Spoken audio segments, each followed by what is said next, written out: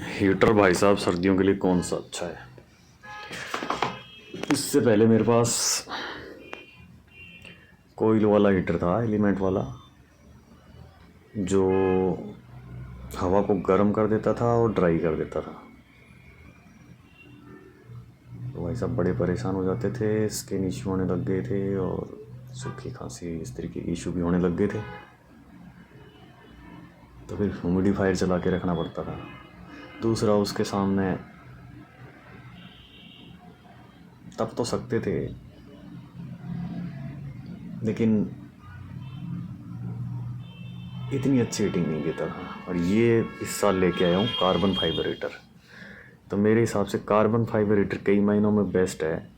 जैसे आप इसके सामने, जैसे आग के सामने बैठ के तपते हो ना, वैसे तप सकते हो। लेकिन इसके साथ दिक्कत ये है कि ये हवा को गर्म नहीं करता। ये अच्छी भी चीज़ है, बुरी भी चीज़ है। अच्छी इसलिए कि हवा को सुखाता नहीं है, नमी ख़त्म नहीं करता। बुरी इसलिए कि आपको कमरा, अगर इसके सामने नहीं बैठे हो ना, तो कमरा ठंडा ही नज़र आता है। ये एकमात्र बुरी चीज़ है इससे बचने के लिए। मतलब कमरे को और हवा को भी थोड़ा थोड़ा गर्म कैसे किया जाए, इसके लिए भाई साहब देखो, मैंने इसका मुंह जो है वो दरवाजे और कपड़ों की तरफ कर दिया है। क्योंकि ये जो कार्बन फाइबर है ये इंफ्रारेड हीट एमिट करता है, और इंफ्रारेड जो रेडिएशन है वो सीधा हवा को गर्म ना करके सीधा ऑब्जेक्ट और एब्जॉर्ब करते हैं। जैसे हमारा शरीर है तो शरीर गर्म हो जाएगा, कोई और सामने सामान रखा हुआ तो वो गर्म हो जाएगा। तो इसलिए मैं इसके थ्रू कपड़ों को और इस दरवाजे को गर्म कर रहा हूँ।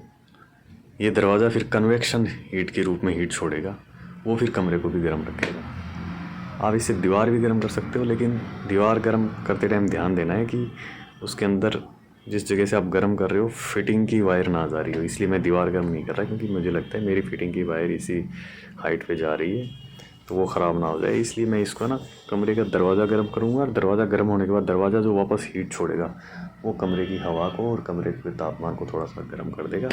तो ये जो कमी थी ये इस तरीके से पूरी हो जाएगी।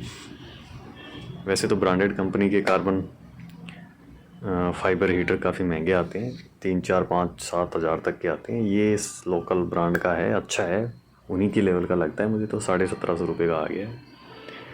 और सुनने में ये आता है कि कार्बन फाइबर का जो एलिमेंट है ये ख़राब नहीं होता जल्दी से।